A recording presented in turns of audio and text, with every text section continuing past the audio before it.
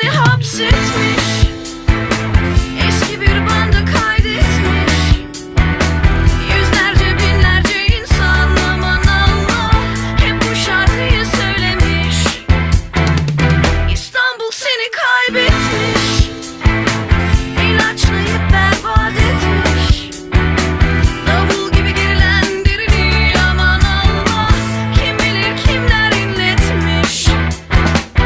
Eğer sana ihtiyacım var dersen her an gelebilirim.